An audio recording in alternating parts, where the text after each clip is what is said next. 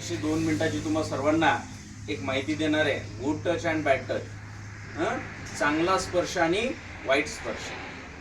मित्रांनो, एक लक्षात घ्या, कोणताही धोका टाळण्यासाठी त्याचा आपल्याला प्रिकॉशन किंवा पूर्व काळजी घ्यावं लागत असते. जसं की जर का एखाद्या गाडीचा ऍक्सिडेंट झाला तर त्या ऍक्सिडेंट मध्ये आपण वाचावं म्हणून सीट बेल्ट लावतो आपण, बरोबर? लावतो की नाही सीट बेल्ट? मोटरसायकलवर जर का बसलो असेल तर आपली सुरक्षितता व्हावी म्हणून आपण हेल्मेट वापरतो. काय वापरतो? हेल्मेट. तसं आजच्या जगामध्ये, या काळामध्ये खूप चांगल्या प्रवृत्तीचे लोक आहेत आणि काही वाईट प्रवृत्तीचे सुद्धा लोक आहेत. मग दोन्ही प्रवृत्त्या ह्या आयुष्यभर आपल्या सोबत राहणार आहेत.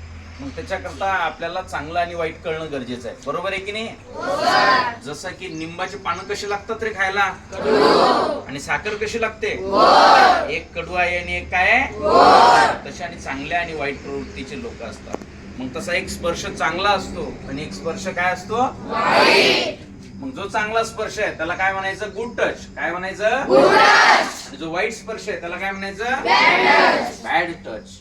आता स्पर्श बघा, आपल्याला आई स्पर्श करते, आपल्याला ओंबाळते, कोंबाळते, आपल्याला माया करते, प्रेम करते, तिच्यातून तिचं प्रेम व्यक्त होतं. काय होतं? प्रेम व्यक्त होतं, बरोबर आहे की नाही? जसं की आपली आई, मावशी, बहीण, वडील हे आपल्या गालावरती काय करतात, किस करतात, पप्पी, किसी. त्याचा स्पर्श वेगळा आहे. आणि एखादा दुसऱ्या उद्देशाने पप्पी करतो इथं, त्याचा उद्देश कसा आहे? मग हे गुड टच, वाईट टच, हे जे काही टच आहेत हे लक्षात ठेवायचे. याच्यातून माणसाला भावना सुद्धा वेगळ्या व्यक्त होत असतात त्या टच मधून. म्हणून आणि कोणी दिलेलं खायचं नाही, कोणी आमिष देऊ शकतो तुम्हाला खायला, बरोबर का? त्या आमिषाला बळी पडायचं नाही. आणि लक्षात ठेवायचं, या सगळ्या गोष्टी लक्षात ठेवायच्या.